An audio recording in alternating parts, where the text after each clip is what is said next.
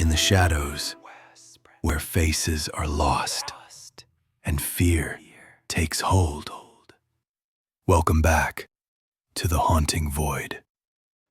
The house on Oak Ridge Lane had a reputation, whispered in hushed tones by the locals.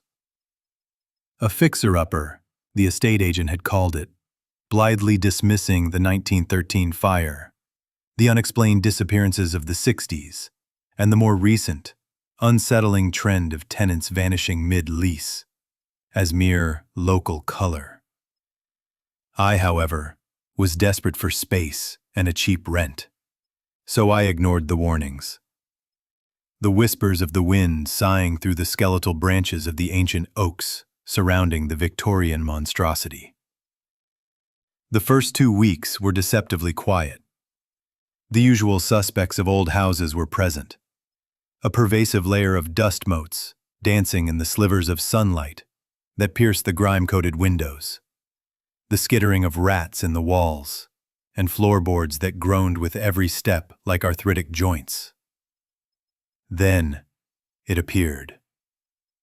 At the end of the upstairs hallway, a small, dark wooden door, barely 4 feet high, was set into the wall, its presence as unsettling as a sudden chill on a summer's day. It was a feature I distinctly remembered not being there before. The wood was dark, almost black, the grain obscured by a thick layer of what looked like dried blood. A tarnished brass handle, cold to the touch, beckoned. There was no keyhole, no obvious means of access, just the door itself, silent and ominous, waiting. Curiosity, that insidious serpent, coiled around my heart. I reached for the handle, my fingers brushing against the cold metal. The moment my hand closed around it, a gust of icy air washed over me, carrying with it the stench of mildew and something else. Something metallic and sickeningly sweet, like old blood. I opened the door. A narrow staircase descended into darkness, far too steep and impossibly long for what should have been a small attic space. The air grew colder, the scent stronger. I leaned in, peering down into the abyss, and heard it. A wet, rasping breath, slow and labored, like lungs struggling to draw air underwater. It was close. Too close. I slammed the door shut, my heart hammering against my ribs. The sound of the wood meeting the frame was deafening in the sudden silence. That night, the scratching began. Long, deliberate scratches, like fingernails dragging across wood, too long, too sharp to be human. The sound seemed to emanate from within the walls themselves, weaving a path around the house, closer and closer. Every time I drifted towards sleep, a soft knock echoed from the wall next to my bed.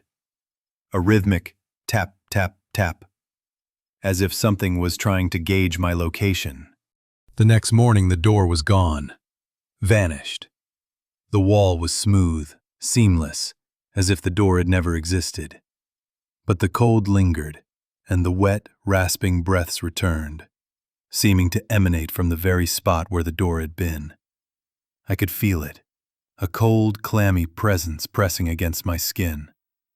I set up a camera, a cheap security model, determined to record whatever was happening. I positioned it directly across from the blank wall, focusing on the area where the door had been. That night, I waited. At precisely 3:12 a.m., the wall began to peel, not in a crumbling collapse, but in a disturbingly deliberate manner. Long strips of plaster and paint curled away like skin, revealing the raw wood beneath. Then, darkness. The door pushed itself out, as if birthing from the wall, a grotesque parody of organic growth. A long, pale hand emerged, thin as a branch, its fingernails blackened and impossibly curved, reaching out, beckoning. It waved at the camera, a slow, deliberate gesture. It didn't open the door, didn't attempt to breach the threshold. It just waved. Then, slowly, it retreated back into the darkness, the wall sealing itself shut as if nothing had happened.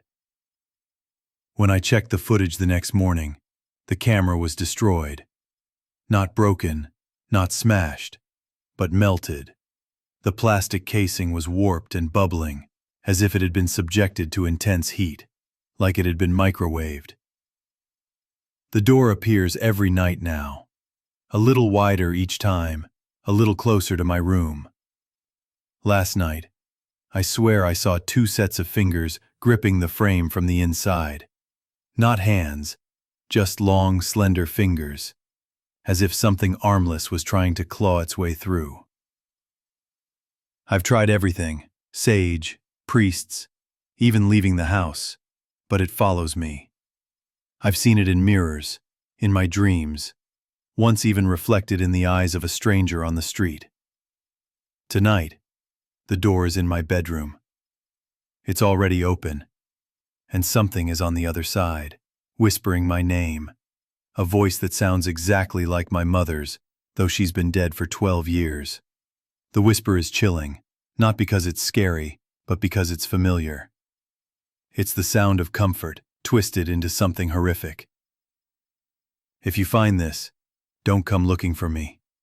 Do not open the door, and whatever you do, don't wave back. The Hollow Guest.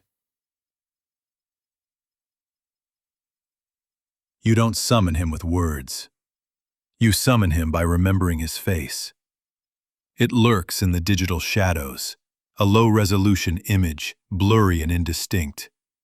A persistent phantom in the internet's vast archives.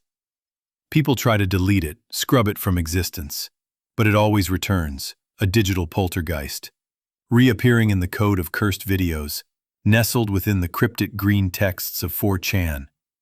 A recurring nightmare in the collective unconscious. The image, a figure standing in a doorway, forever out of focus, forever just beyond the threshold of comprehension. The caption, always the same, a chilling warning etched in digital pixels. Don't let him in. But by then, it's too late. His name is lost to time, swallowed by the encroaching darkness. They call him the Hollow Guest, because when he arrives, you are no longer alone. Not in your mind, not in your body. The moment you see his face, a fleeting glimpse in a photograph, a nightmare's fleeting vision, a distorted reflection in a darkened mirror, he becomes a part of you, a parasite of the mind, a whisper at the edge of consciousness. He lingers, always just out of reach, a phantom limb of your thoughts, until the bleeding starts. His features are never fully recalled, only fragments, shards of a horrific visage. A long, gaunt face, like stretched leather draped over bone, eyes that resemble open wounds, tears of some viscous fluid streaming down his cheeks. A coat, crudely sewn together from what appears to be human scalps. Strands of hair still clinging to the fabric. Names scrawled in faded ink. Silent testaments to his gruesome handiwork. No lips, only exposed gums, perpetually stretched in a grotesque grin that never quite reaches the depths of his empty sockets. He doesn't speak. He doesn't need to. He grinds his teeth, a sound like stones grinding against bone, and hums a distorted version of your mother's lullaby, a twisted, nightmarish lullaby that burrows into your soul. He breathes on your neck in the dead of night, his breath icy and foul, just as you're drifting off to sleep, a chilling prelude to the horrors to come. The Hollow Guest doesn't kill outright. He takes, slowly, methodically, stripping away the essence of what makes you. First, it's the small things, forgotten phone numbers, misplaced keys, a forgotten anniversary. Then, The memories begin to fade. Your childhood, your friends, the face of your mother. Then, your own name becomes a whisper, a ghost of a word on your tongue. He hollows you out, piece by piece, leaving behind an empty shell, a vacant vessel for his own terrifying presence. Every night, he inches closer. You hear footsteps in the attic, though you live in a single-story home. You find muddy footprints by your door, even though you live on the 10th floor.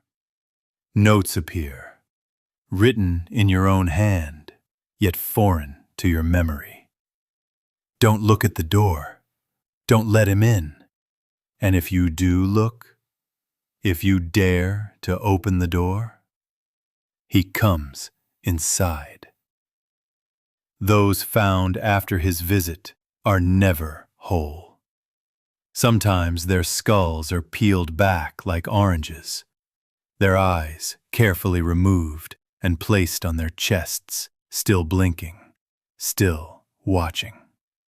Sometimes their bodies are perfectly posed, smiling serenely at nothing. Their insides completely hollowed out, yet their skin remains intact, filled with something that writhes and crawls when touched. One survivor, his eyes and ears sewn shut, carved a message into the floorboards with his teeth. He wears your memories. There is no escape. Trying to forget him only strengthens his hold. Sharing his image, spreading his story, only serves to amplify his power, to spread the curse. He spreads through shared photos, whispered stories, fractured memories, and, most terrifyingly, through dreams. Once you've seen him, he lives inside your head, a permanent fixture in the landscape of your mind. Your only chance is to warn others, a futile act that only accelerates his spread. He's already at your door. You don't remember opening it, but it's open now, and he's coming in. The ritual leaves a scar. They call me when the impossible becomes too real to ignore, and here, nothing makes sense. A girl was alone in her penthouse apartment. The door was locked from the inside. Then, without a trace, she vanished. No forced entry, no signs of struggle, no body. Just a sealed apartment. And coffee still steaming in the dark. As I arrive, the police take off, their faces etched with frustration and confusion. They always do. I don't blame them. They're not equipped to deal with what lies within these walls. But I am. I cross the threshold, feeling the door whisper shut behind me. The hidden bolts slide into place, sealing me in. The edges of the door glow green, a secure lock. Penthouse unit, 1,000 stories high. Pristine, expensive, designed to make the wealthy feel safe. But I know better than to trust appearances. The air carries a metallic tang, heavy with the taste of copper and ozone. Rain batters the full-length windows at the far end, the storm raging outside. Discrete holographic displays flicker to life. Storm warning, persistent cell. Duration, indefinite. Red neon pulses against the glass, illuminating the room with an eerie light.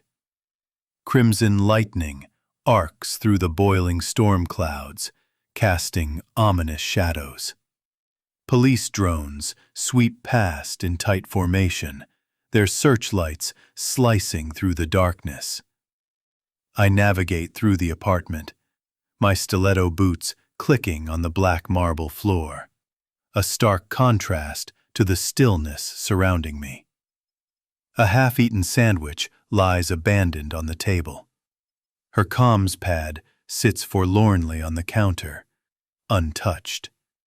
No disturbance, no blood, just a suffocating emptiness. I reach into my coat and unbuckle the Asphodel lens from its brace. It's not standard issue. I built it myself, a testament to my craft. The black glass core glimmers, patterns etched by my own hand. But the lens doesn't show the past, not exactly. It reveals the places where reality has been sliced open. When someone performs a ritual, when they cut through the fabric of existence, deep light flows in.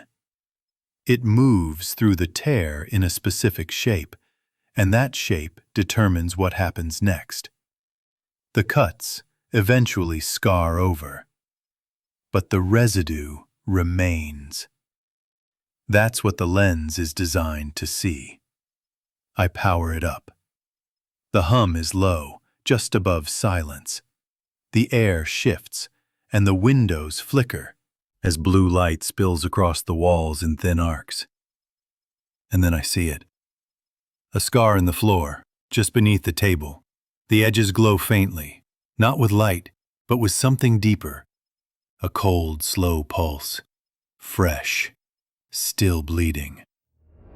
I kneel to examine the sigils etched into the floor. The cuts are sharp, intentional. Clean burn lines, where reality has been split apart and hastily stitched back together. But the pattern, I don't recognize it. Not old world, not chaos born, not proto-synoptic, not a distortion or inversion. Just unfamiliar. I stare for what feels like an eternity, letting the lens hover, allowing the scar to speak to me. The shape is precise, the energy real, but I can't read it. That doesn't happen. I know every invocation, every curse, every veiled structure, every fragment recovered from drowned archives or the minds of the deceased. But this is a mystery beyond my understanding. I rise slowly, the weight of uncertainty pressing down on me, and then I feel it. A pull, a hum vibrating just behind my thoughts. I look up, and there it is.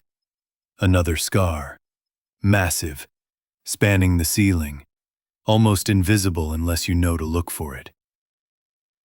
Etched glyphs, wound marks, burned logic that feels ancient, but not dead, faded like smoke that never truly dissipated from the room. I zoom the lens, focusing tightly. The cuts are wide, deeper than anything I've ever encountered. Too deep, too old. The shape isn't just complex, it's foreign.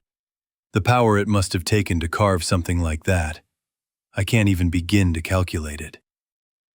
The room is silent, shrouded in an oppressive stillness. I shut the lens down. The blue glow fades, but the sense of something alive remains, pulsing in the air. I step back, close the case, and leave. Outside, the city is still screaming. Rain slices across the neon glass, transforming the world into a kaleidoscope of color. Ads flicker in the puddles. Traffic drones buzz overhead, their lights flashing in a frantic dance. My trench coat drips with rain, and my boots leave trails on the glowing sidewalk. I breathe slowly, trying to ground myself, but something is wrong. The glyph on the floor. It isn't recorded anywhere, not even in the burned books of forbidden knowledge. And the ceiling scar, it's structural, it's ancient. I keep circling the same questions. What kind of working demands that much deep light? Who, or what, could even handle that level of power? And if it's a door, what did it let in? My worst nightmares are rooted in the heart of the Black Forest, The journey began innocently enough. A drive through the verdant landscapes of Germany. Headed towards a quaint hotel nestled near the Black Forest's edge. The late hour, perhaps 9 p.m., brought with it a growing sense of unease, which was swiftly confirmed when my car, a sputtering, wheezing relic, decided to die on a narrow, unlit two-lane road, devoid of any shoulder or emergency lane. I managed to coast it to the side and pop the hood, though my mechanical skills were limited to knowing which end of a screwdriver to hold. No cell service, no passing cars, just the looming presence of the forest. Ancient trees, their gnarled branches reaching out like skeletal fingers. The air thick with the scent of damp earth and unseen things. I remembered passing a sign for a small village, maybe 2 or 3 kilometers back. With a sigh of resignation, I locked the car, grabbed my flashlight, and started walking, the beam cutting a feeble swath through the encroaching darkness. After 20 minutes, a flicker of light caught my eye, deep within the woods to my right. It wasn't the steady glow of a porch light or the focused beam of a flashlight.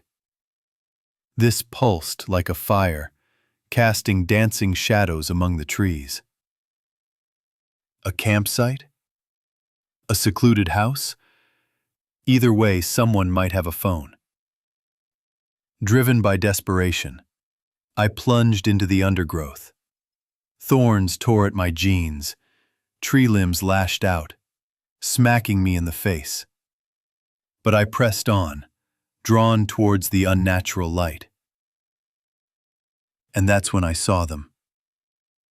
A circle of figures, perhaps 9 or 10, standing around a towering bonfire.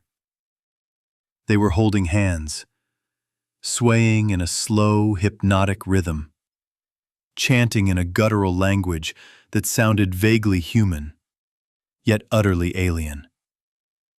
The sound was raw, primal, echoing through the trees like a heartbeat from the dawn of time. I froze, paralyzed by a primal fear. I should have turned and fled, but I was held captive by a morbid curiosity. The chanting ceased abruptly, as if a switch had been flipped. Each figure reached down, lifting a goblet from the ground. The liquid within glowed with an eerie, vibrant blue, almost neon, a stark contrast to the surrounding darkness. They raised the goblets high above their heads, their movements perfectly synchronized, and shouted a single phrase, a single word, their voices echoing in the night. Then, they drank. They then stepped forward one by one into the heart of the fire. No hesitation, no scream of pain, just a deliberate, unwavering walk into the inferno, like dominoes tumbling in a macabre game. The flames roared higher, fueled by an unnatural energy, pulsing with a sickening ethereal light. And then, the screaming began. But it wasn't them. It was it. The bodies didn't burn.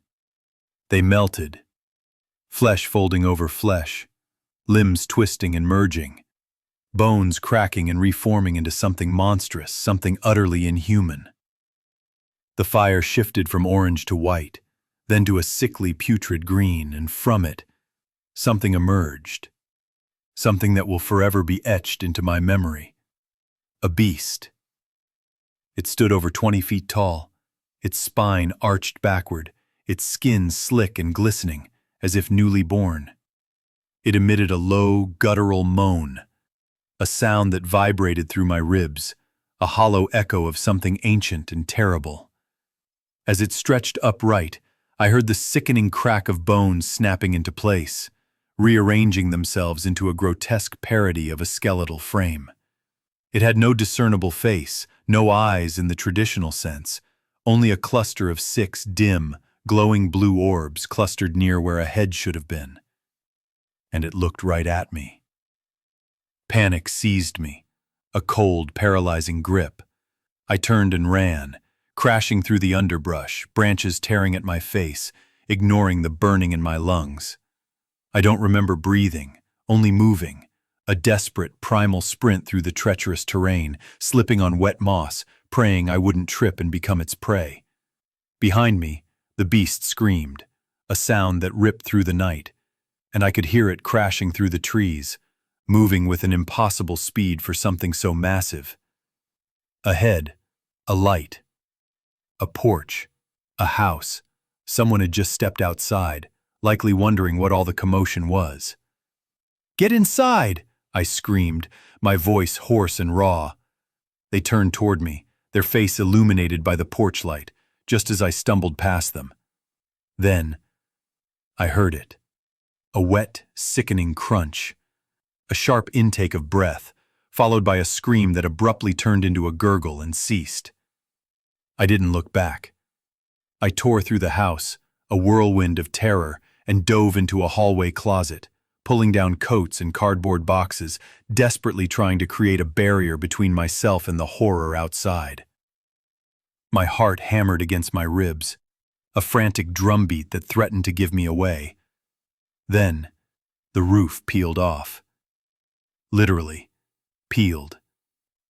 The sound of wood splintering, shingles tumbling, and the sudden, unwelcome flood of moonlight.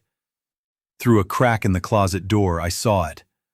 The creature, sniffing the air, its movements slow and deliberate, its 6 blue eyes scanning the house. Crawling, searching. It turned toward me, its gaze locking onto my hiding place. It moved closer, its breath raspy and foul, smelling of stagnant water and something else. Something indescribably alien. One massive claw tapped at the floor just outside the closet door, a chilling invitation. Another scream. A woman screamed this time, echoing from somewhere in the distance, a desperate cry for help swallowed by the night. The beast paused, its head swiveling towards the sound. It bolted, crashing through walls, shattering furniture, its single-minded focus on the source of the sound. I didn't hesitate. I ran the other way. I don't remember the distance, only the desperate, panicked flight. I found a ravine, a deep gash in the earth, and plunged into it, scrambling down the muddy slope, running until I spotted a drainage tunnel, barely wide enough for me to crawl into. I slid inside, gasping for air, my body shaking uncontrollably, soaked to the bone. I saw its eyes, glowing blue, peering into the darkness of the tunnel, a horrifying beacon in the suffocating blackness. It crouched down, its massive form filling the entrance, and reached in. Its claws scraped against the concrete, searching blindly, finally snagging my pant leg. I kicked, screamed, and slid back, but it had me. It pulled, then lost its grip, grabbed again, then lost its grip once more. Just as it gained a solid hold, it let out a wretched, guttural scream and snapped its head backward.